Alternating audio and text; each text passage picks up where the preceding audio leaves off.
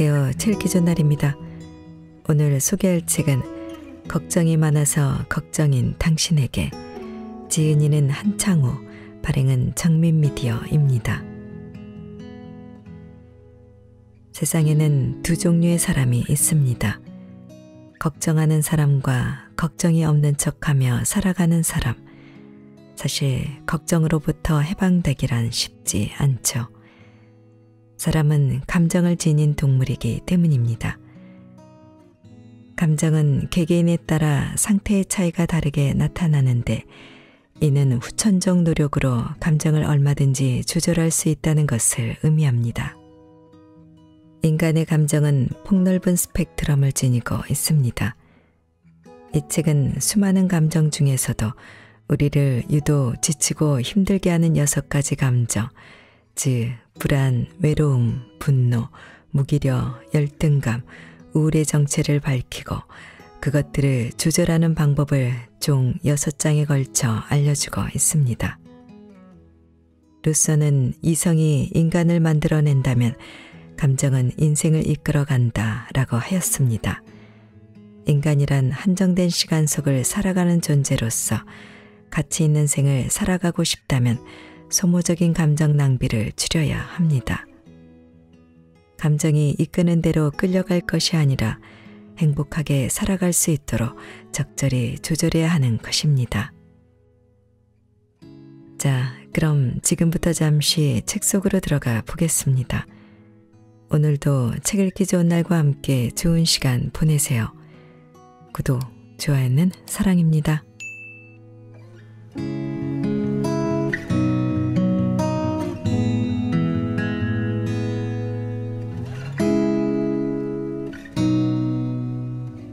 인생을 즐기려면 욕망을 조절하라. 인간은 욕망하는 존재다. 미국의 유명한 심리학자인 에이브레임 매슬러는 인간의 욕구를 5단계로 분류하였다. 그는 생리욕구, 안전욕구, 애정소속 욕구, 존경 욕구, 자아실현 욕구로 진행된다고 보았다. 식욕, 배설, 수면처럼 생존에 필요한 생리적인 욕구에서부터 출발해서 그 욕구가 어느 정도 충족되면 점차 고차원적인 욕구로 발전해 나아간다는 이론이다. 인간의 욕구 또는 욕망은 어떤 것을 채우려고 하는 감정이다. 자신에게 부족한 것을 충족시키려는 데에서부터 출발하지만 그것이 충족되었다고 해서 사라지는 것은 아니다. 욕망이라는 것 자체가 불꽃과도 같아서 한번 불이 붙으면 쉽게 꺼지지 않는다. 그래서 허기가 사라졌음에도 과식하는가 하면 성욕을 충분히 해소했음에도 성을 탐하기도 하고, 경쟁자보다 우위를 점했음에도 더 위대한 승리를 향해 목숨 거는 위험을 선택하기도 한다. 욕망을 채우는 것은 컵에 물을 채우는 것과도 같다. 제정신이라면 컵에 물이 차기 전에 멈춘다.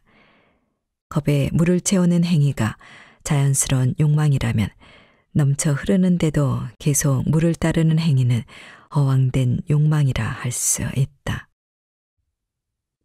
현대사회는 인간의 본능인 호기심을 최대한 자극해서 허황된 욕망을 부추긴다. 내가 가진 것보다 더 새로운 물건을 보여주고 내가 갖지 못한 것을 소유한 사람들의 화려한 삶을 보여주며 한 번뿐인 인생이니 이 모든 것을 한껏 누려보라고 속삭인다. 경쟁은 인간을 불안하게 한다.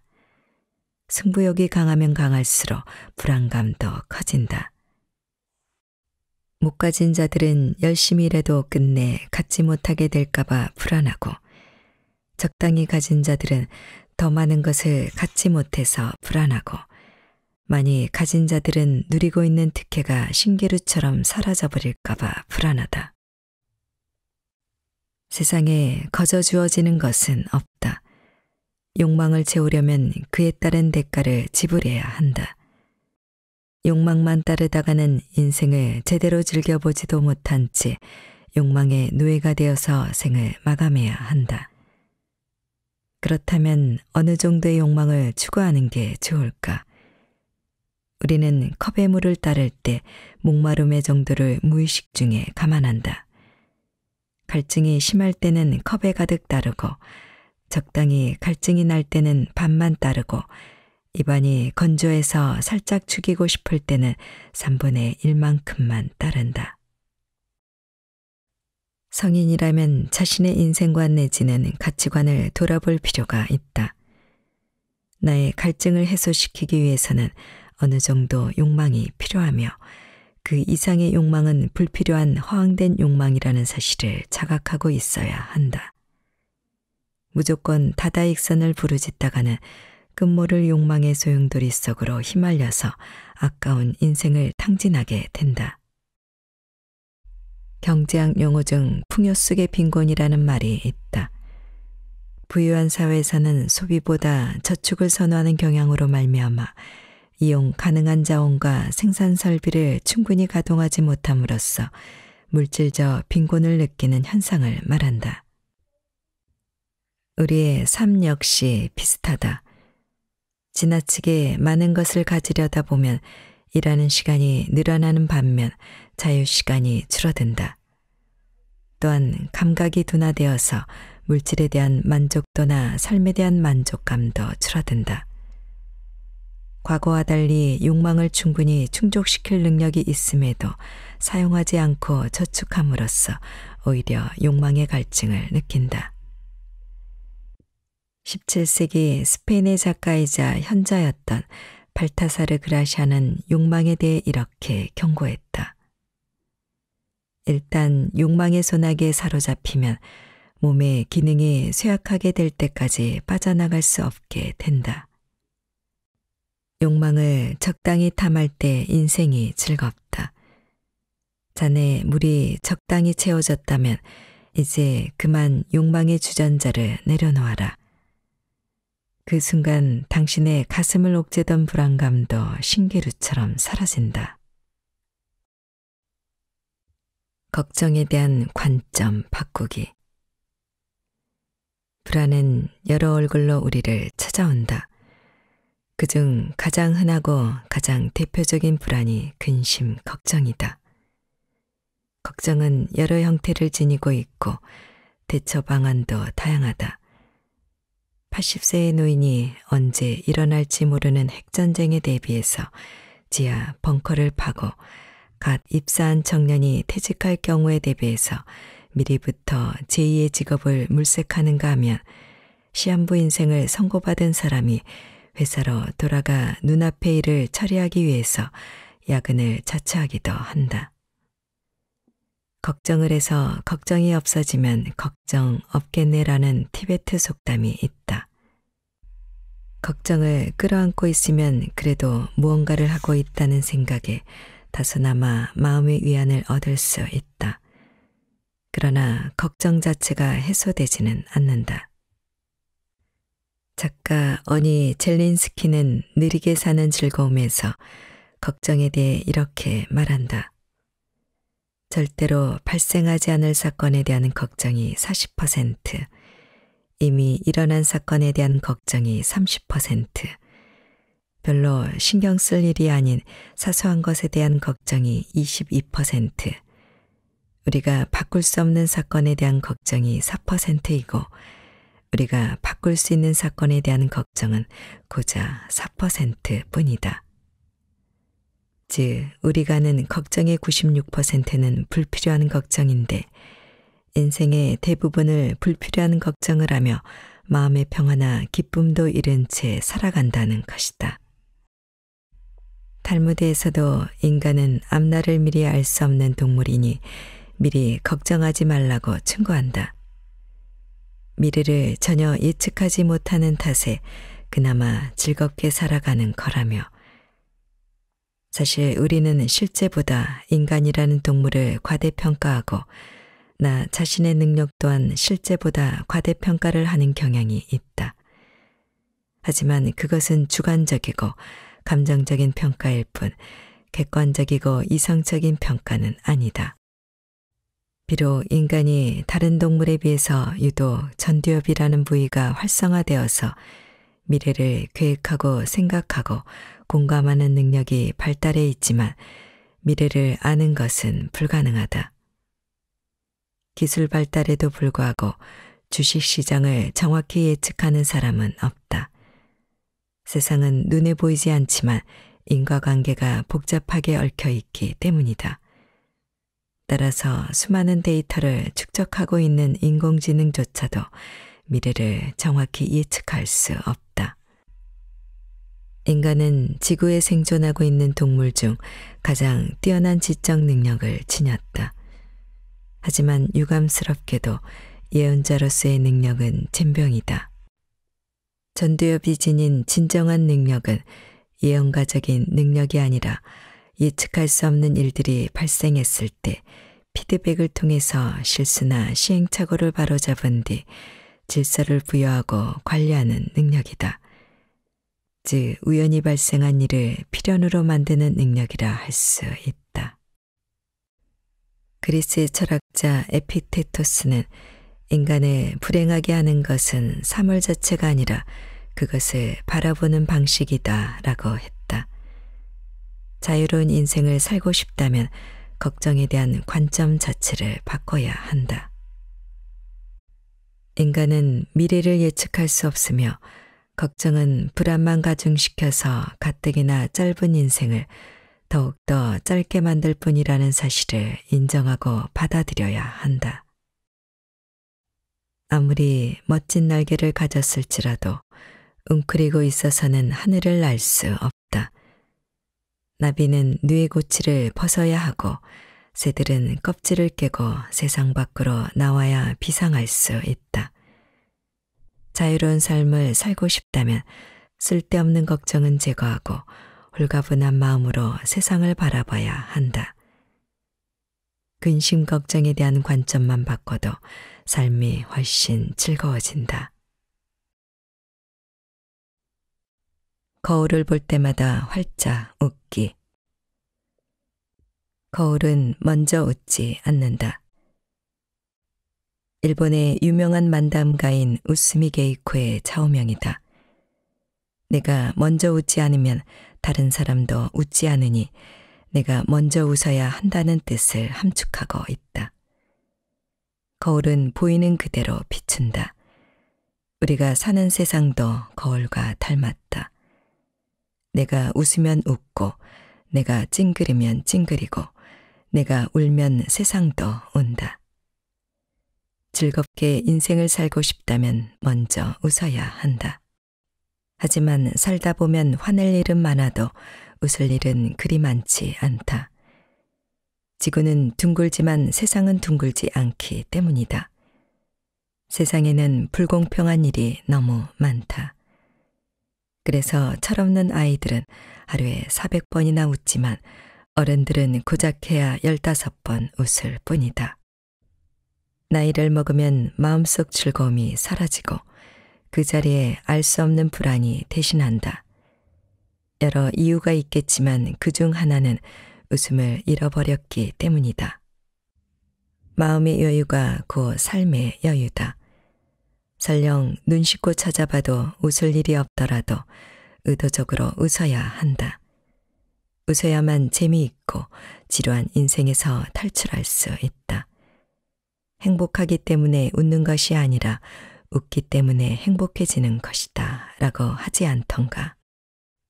뇌는 가짜 웃음도 진짜 웃음과 똑같이 인지한다. 억지로 웃어도 진짜 웃음의 90%의 효과를 볼 수 있다. 웃음이 주는 긍정적인 효과는 실로 다양하다. 웃기 시작하면 내장기관을 비롯해서 몸의 231개의 근육이 움직인다.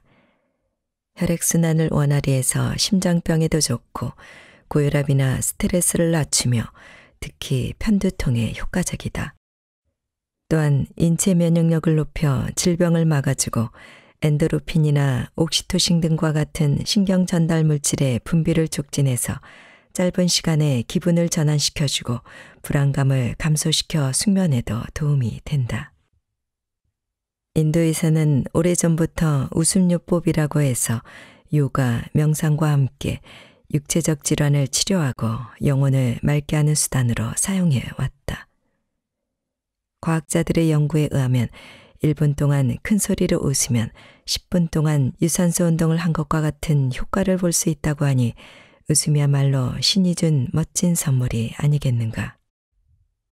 그렇다면 언제 웃는 게 좋을까?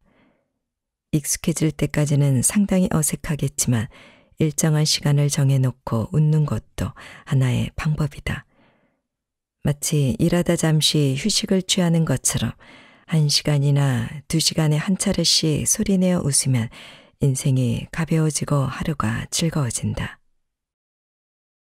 좀 더 자연스러운 방법을 선택하고 싶다면 거울을 볼 때마다 웃으면 된다. 인간은 망각의 동물이다. 연상작용을 하지 않으면 어지간한 일은 쉽게 잊어버린다. 거울 앞으로 달려가서 거울 속에 나와 약속하라. 이 순간부터 눈길이 마주칠 때마다 웃겠노라 굳게 다짐하라. 잠에서 깨어나 세면장에 들어가면 거울을 보자마자 큰 소리로 웃자. 내 기분뿐만 아니라 집안 분위기도 좋아져서 오늘 어떤 일이 기다리고 있을지 은근히 기대된다. 엘리베이터를 타면 웃자. 다른 사람들의 시선이 신경 쓰이면 거울 속의 나를 향해 근사한 미소를 지어보자. 나 자신에 대한 사랑과 믿음은 불안감을 몰아내고 자존감을 높여준다. 쇼윈도의 나의 모습이 비치면 근사한 미소를 짓자. 어깨와 등은 반듯하게 펴지고 걸음걸이에 힘이 실린다. 회사나 도서관에서 화장실에 가면 거울 앞에서 환하게 웃자. 업무 능률은 올라가고 공부 효율도 높아진다. 저녁에 집으로 돌아오면 세면장에서 다시 큰 소리로 웃자. 미래에 대한 자신감이 붙으면서 삶이 점점 즐거워진다. 나를 불안하게 만드는 요소 중 하나는 나 자신에 대한 믿음 부족이다. 내가 잘해낼 수 있을까? 꼭 해야 할 일을 놓치고 있는 건 아닐까? 나는 정말 제대로 살고 있는 걸까? 등등의 생각이 가뜩이나 불안한 삶을 더 불안하게 만든다. 독일의 극작가 베르톨드 브레이트는 당신 스스로가 하지 않으면 아무도 당신의 운명을 개선시켜주지 않을 것이다 라고 했다. 불안을 극복하려면 우리는 인생에 좀 더 적극적으로 다가설 필요가 있다. 신의 선물인 웃음을 한껏 활용해보자. 불안을 잠재울 수 있을 뿐만 아니라 운명조차 바꿀 수 있다. 자이든 타이든 간에 습관적으로 웃다 보면 인생이 점점 즐거워진다. 외로움도 껴안으면 행복이 된다. 대다수가 혼자 있으면 외롭다고 생각한다. 하지만 그것도 일종의 뿌리 깊은 고정관념일 뿐이다. 앞서 이야기했듯 내가 마땅히 할 일이 없기 때문에 외로움을 느끼는 것뿐이다. 헤어진 연인들에게 이별한 이유를 물어보면 상당수가 성격 차이, 미래에 대한 불안, 권태 등을 꼽는다.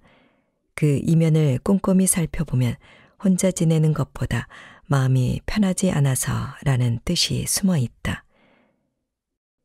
이별했다가 다시 재결합하는 연인도 있지만 대개는 한동안 아무도 만나지 않고 솔로로 지낸다. 다소 외로워도 혼자 지내는 편이 신경 쓸 일도 없고 마음도 편하기 때문이다. 작정하고 혼자 살아본 사람들은 그 안에 은근한 즐거움이 있다고 털어놓는다. 시타르타를 쓰기 위해서 실제로 1년 6개월 남짓 구도 체험을 했던 헤르만 헤세는 누구 한 사람 아는 이 없는 곳에서 사는 것은 즐거운 일이기도 하다라고 했다. 데이비드 소로우는 월드노스 근처에 직접 오두막을 짓고 홀로 사는 즐거움을 만끽했다. 사람들이 숲에서 홀로 살아가면 외롭지 않느냐고 묻자 삶은 너무나 소중해서 나는 삶이 아닌 순간을 살아가며 낭비하길 원치 않았다. 라고 대답했다. 현대인들은 어지럽게 얽힌 인간관계 속에서 바쁘게 살아간다. 분주한 와중에도 가끔씩 나만의 인생을 살아갈 수 있는 날이 찾아오기를 갈망한다.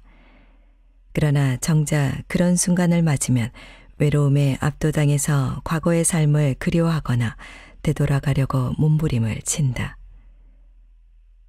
자유의지로 자유롭게 살아본 경험이 없어서 생기는 현상이다. 홀로 살아가는 즐거움 혹은 진정한 자유를 만끽하려면 인생이란 궁극적으로는 혼자 사는 것임을 깨달아야 한다. 도쿄에서는 외로움은 절망이 아니라 오히려 기회다라고 가르친다. 영혼을 정화시키고 자연과 내가 하나임을 깨닫고 정신세계를 확장시킬 흔치 않은 기회가 찾아온 셈이다. 강한 사람은 이 기회를 살려서 더 강해지는 반면 약한 사람은 외로움에 제압당해서 정신건강과 육체건강 모두 잃는다. 세상이 바뀌었다. 이혼도 늘고 독신주의자나 자발적인 미혼도 늘어나서 1인 가구 비율은 점점 높아지고 있다. 물론 가족의 해체로 고립화되고 무한 경쟁과 기술의 발달로 관계가 감소하면서 개인적인 성향이 강해진 데서 그 원인을 찾을 수도 있다. 하지만 좀 더 근본적인 이유는 과거와 달리 혼자 살아가는 것이 그다지 나쁘지 않기 때문이다. 영화나 드라마는 시대상을 반영하게 마련이다. 리들리 스콧 감독의 1991년작인 델마와 누이스가 보수적인 남성과 함께 살아가는 불편함에 대해서 문제를 제기한 영화라면 20세기 말에 등장해서 미국인은 물론이고 세계인의 뜨거운 호응을 받은 섹스 앤 더 시티는 혼자 살아가는 즐거움을 다룬 드라마다. 시즌 6까지 방영하고도 반응이 좋아 영화로도 2편이나 제작될 정도였다. 이제 싱글라이프는 시대의 흐름이 되었고 한동안 이러한 흐름이 지속될 것으로 보인다. 그렇다면 진지하게 혼자 사는 즐거움에 대해서 생각해 봐야 할 때다. 물론 전적으로 싱글라이프만 권장하는 것은 아니다. 독신으로 살아가는 것이 행복한 사람도 있겠지만 가정을 이루고 살아가는 것이 더 행복한 사람도 있다. 이건 취향의 차이라고 하기보다는 인생을 바라보는 시각의 차이가 아닐까 싶다. 어쨌든 피할 수 없는 상황이면 즐겨라 라는 말처럼 혼자서 살아가야 한다면 외로움이라는 작은 공간 속에서 혼자 웅크리고 있기보다는 혼자 살아가는 즐거움을 찾아서 만끽하는 편이 현명하지 않겠는가. 둘이 지내면서 혼자일 때를 그리워하지 말고 혼자 지내면서 둘일 때를 그리워하지 말자. 둘이 있을 때는 둘이 있는 즐거움을, 혼자 있을 때는 혼자 있는 즐거움을 만끽하자. 외로움도 껴안으면 행복이 된다. 직업을 바꿀 수 없다면 마인드를 바꾸자. 하고 싶은 일을 하며 살아라. 하고 싶은 일만 하며 살아도 허망하도록 짧은 게 인생이다. 강연에 가면 쉽게 들을 수 있는 말이다. 그러나 현실은 어떠한가? 자신이 꿈꾸는 삶을 살아가는 사람은 많지 않다. 대학교 전공과도 동떨어진 일을 하며 살아가는 사람이 태반인 세상에서 꿈꾸는 대로 살아가기란 요원한 일이다. 어릴 때 평범한 월급쟁이를 꿈꾸었던 사람이 대체 몇이나 되겠는가? 하지만 그렇다고 해서 꿈꾸는 대로 살아가는 사람이 없는 것은 아니다. 그런 소수의 사람들 때문에 다수가 부러움을 느끼고 열패감을 느끼는 것이다. 사실 꿈이라는 것은 환경이 바뀌면 따라서 바뀌어야 정상이다. 그래야만 꼭두각시 인생이 아닌 나의 인생을 살아갈 수 있다. 배우가 꿈이었지만 치과 의사가 되었다면 치과 의사가 꿀 수 있는 꿈을 꾸면 된다. 욕구단기설로 유명한 미국의 심리학자 에이브레임 메슬러가 말하지 않았던가. 인간이 궁극적으로 자신과 평화롭게 지내려면 음악가는 음악을 만들고 화가는 그림을 그리고 시인은 시를 써야 한다. 음악가가 그림을 그리고 화가가 시를 쓰려 하고 시인이 음악을 하려고 하다 보니 내부에서 갈등이 일어난다. 삶의 질서가 무너지고 혼란이 찾아온다. 치과 의사 또한 누군가 간절히 꾸었던 꿈이다. 치과 의사를 하면서도 다양한 꿈을 꿀 수 있다. 꾸준한 봉사활동을 통해서 가난한 사람 1000명을 무료로 치료하겠다는 꿈이 배우가 되겠다는 과거의 꿈보다 초라한가? 돈을 벌어서 소규모 극단이라도 운영해 보겠다는 꿈이 과거의 꿈보다 못한가? 직업을 바꾼다는 건 자신의 살아온 삶을 부정하는 것이다.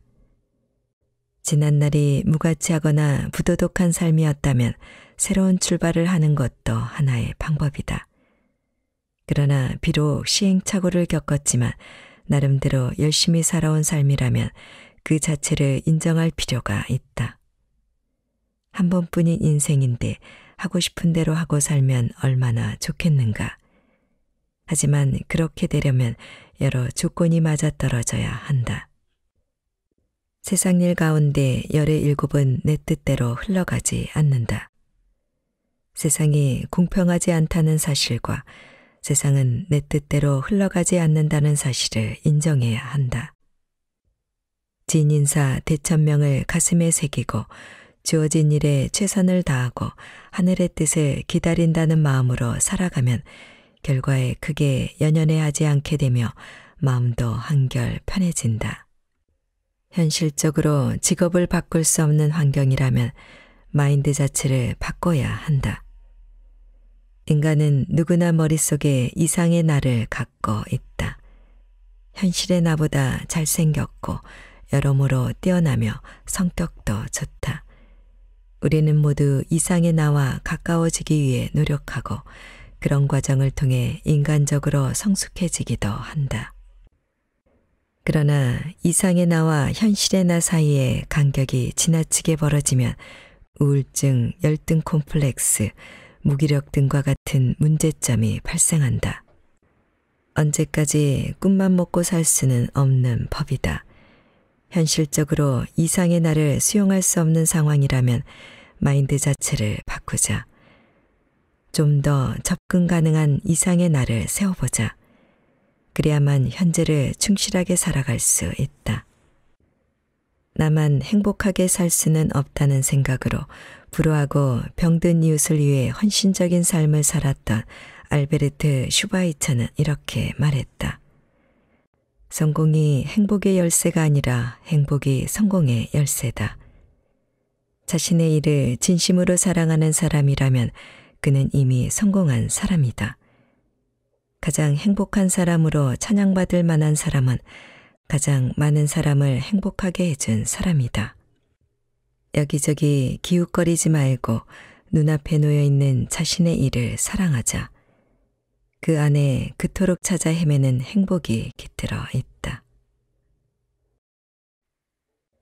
리듬감 있는 삶. 활기차고 행복한 삶을 살아가려면 정신, 심리, 육체 관리를 잘해야 한다. 가장 좋은 방법은 목표를 갖고 안정적인 심리 상태 속에서 컨디션을 관리하며 살아가는 것이다. 다이어트에 성공하는 사람은 리듬감 있는 삶을 살아가며 정신, 심리, 육체 관리를 잘한 사람들이다. 셋 중에서 하나라도 균형이 무너지면 다이어트는 실패한다. 설령 3가지 관리를 잘해서 다이어트에 성공했다 하더라도 그 밸런스를 유지하지 못하면 요요 현상이 나타난다. 리듬감 있는 삶을 내 것으로 만들기 위해서는 먼저 뇌에 대한 이해가 필요하다. 뇌는 전체 체중의 2%에 불과하지만 전체 에너지의 20%를 소비한다. 뇌에 충분한 영양이 제공되지 못하면 제 기능을 못한다.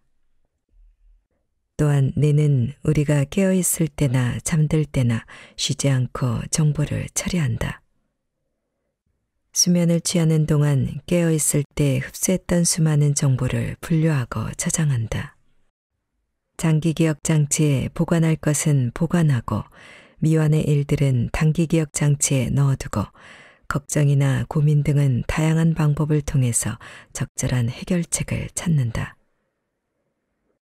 머리가 복잡할 때 한숨 자고 일어나면 개운한 이유도 이 때문이다. 충분한 수면은 뇌 효율을 높여준다. 마치 하드디스크 조각 모음을 하듯이 잠자는 사이에 머릿속을 말끔하게 정리해주는 것이다. 불규칙한 수면이나 영양분이 부족한 식사는 뇌 기능을 현저히 떨어뜨린다. 만사가 귀찮은 무기력 상태에 빠져 있다면 수면 부족이나 뇌 영양 부족을 의심해 보아야 한다. 뇌는 탁월한 협상가여서 보상에 길들여져 있다. 직장에서 과다한 업무를 처리할 경우 적절한 보상을 원한다. 야근을 하고 나서 가볍게 한잔하고 싶은 유혹을 느끼고 맵고 짠 음식에 유혹을 느끼는 것은 보상 심리와 무관하지 않다. 그러나 유혹에 빠져들었다가는 과음을 하거나 폭식을 하게 될 확률이 높다. 끈질긴 유혹을 이기고 귀가했다 하더라도 스마트폰이나 TV 시청, 인터넷 게임 등을 통해 보상을 받아내는 경우가 대부분이다. 리듬감 있는 삶을 유지하려면 밸런스가 깨지지 않게끔 현명한 보상을 해야 한다. 가장 좋은 보상은 현재 보상과 미래 보상을 적절히 이용하는 것이다. 오늘은 피로도 풀 겸해서 가볍게 30분만 조깅하자. 그 대신 주말에 맛있는 것도 먹고 술도 한잔하자. 현재 보상을 운동으로 하면 음식에 대한 보상 심리가 발동해서 뇌에 충분한 영양소를 공급할 수 있고 숙면에도 도움된다. 인생의 전성기에 있는 사람들은 저마다 리듬감 있는 삶을 살아간다. 그것은 그들이 살아갈 수 있는 지극히 평범하지만 최선의 하루다.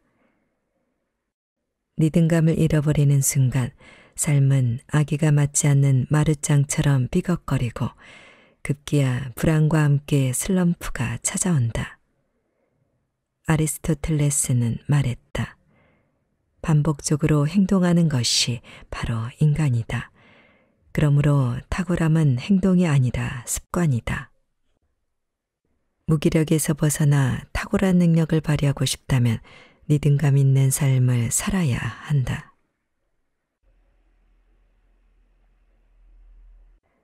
내 인생은 나의 것. 너 자신이 되라. 다른 사람은 이미 있으니까. 오스카 와일드. 훌륭한 코치는 선수들을 경쟁시킨다. 경쟁은 성장 욕구를 자극해서 자신의 가능성을 최대한 끌어올리는 펌프 역할을 한다. 선의 경쟁은 필요하다.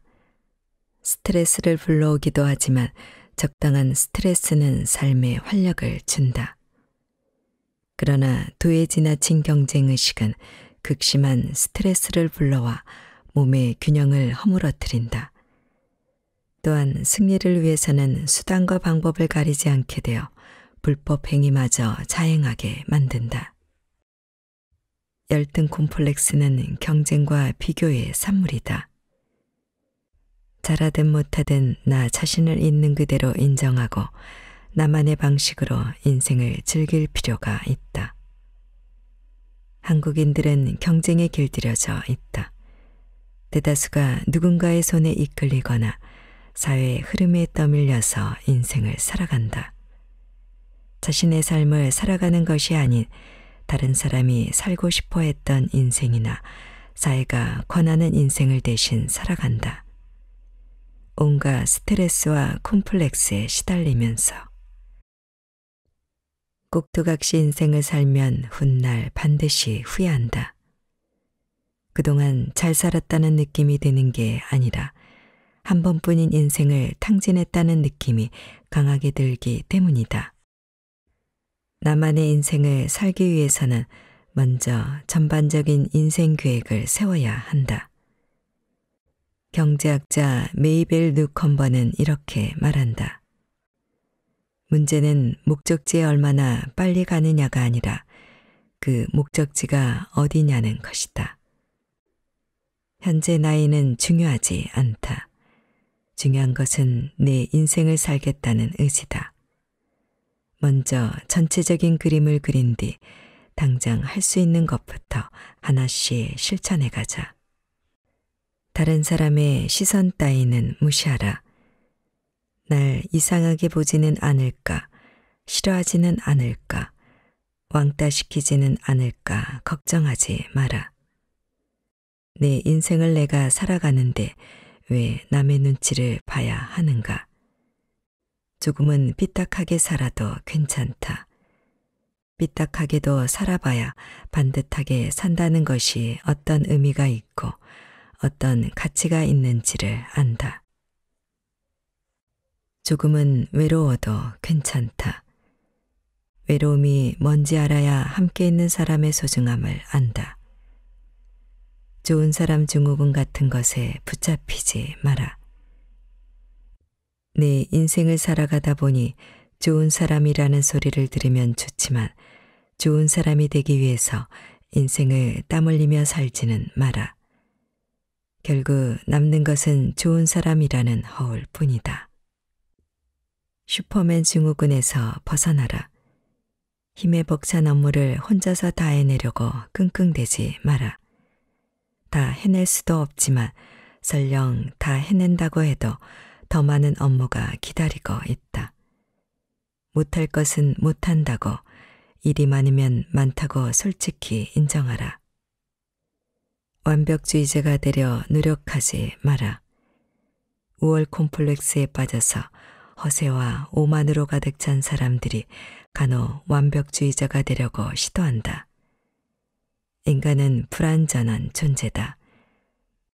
완벽해지려고 노력할수록 인생의 많은 부분을 포기해야 한다. 차라리 처음부터 완벽주의자를 포기하고 내 인생을 살아가는 쪽이 현명하다. 칭찬에 목매지 마라. 열심히 일해서 칭찬받으면 좋은 일이지만 처음부터 칭찬받기 위해 일하지는 마라. 사람들은 대개 칭찬에 인색하다. 그들의 기대에 못 미치면 열심히 일하고도 오히려 자신한테 실망하게 된다. 열심히 내 인생을 살아가되 산책이나 친구들과의 수다, 여행 같은 사소한 즐거움을 포기하지는 마라. 벤자민 플랭클린은 바쁜 인생을 살아가면서도 행복을 발견한 몇 안 되는 사람 중 한 명이다. 그의 명언은 가슴에 새겨둘 만하다. 행복은 아주 드물게 찾아오는 거창한 행운보다 매일 일어나는 자잘한 편리함과 기쁨 속에 깃들어 있다.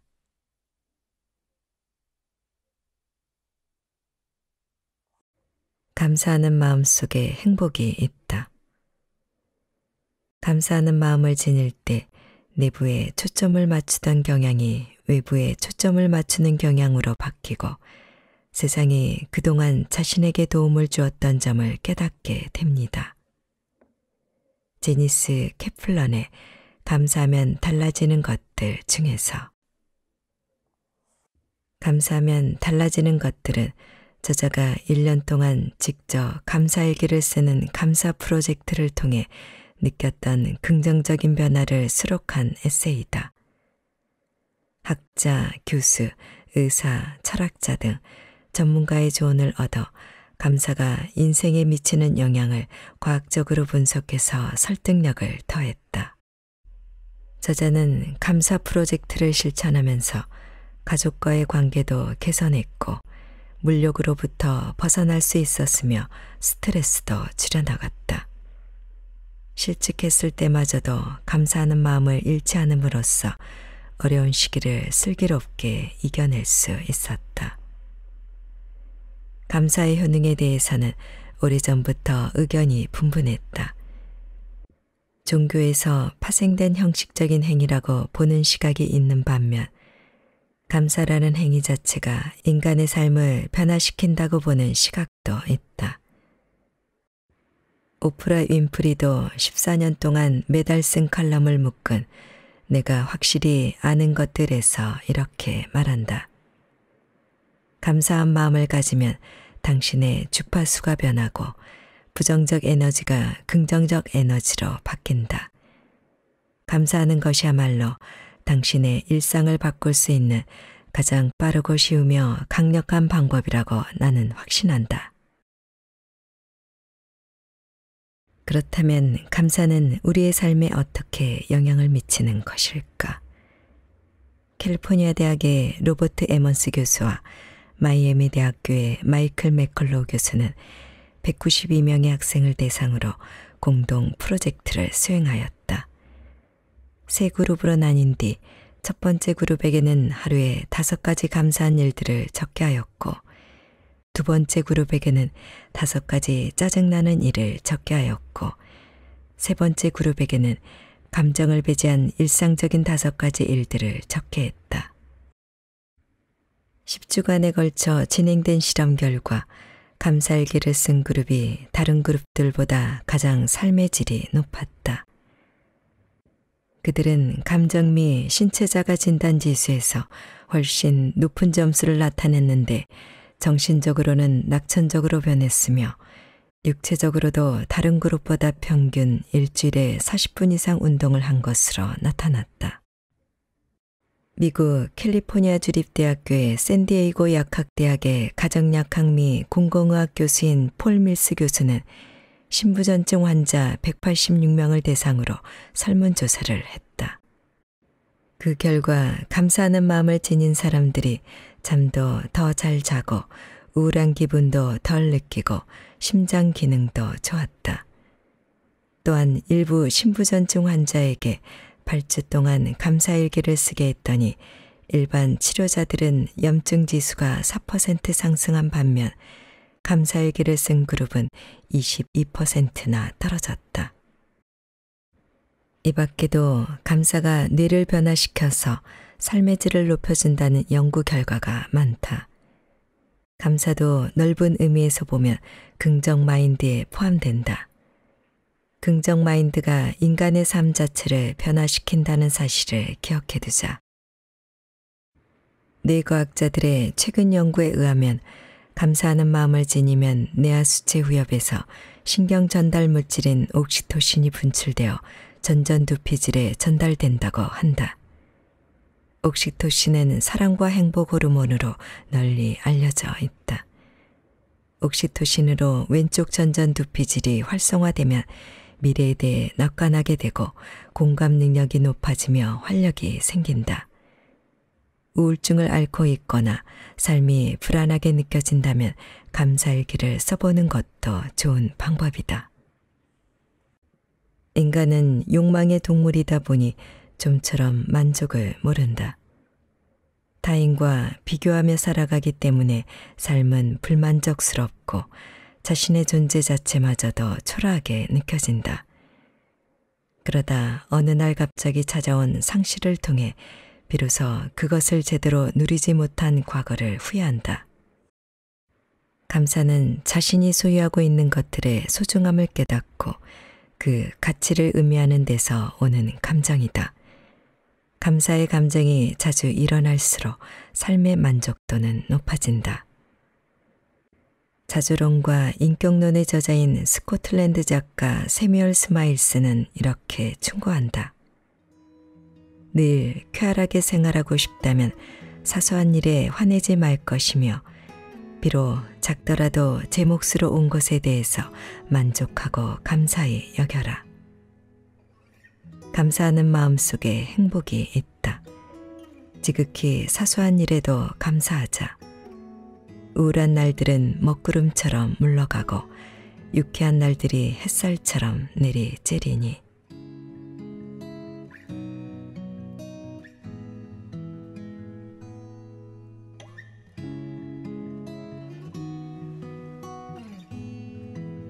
책 읽기 좋은 날 오늘은 걱정이 많아서 걱정인 당신에게를 보내드렸습니다.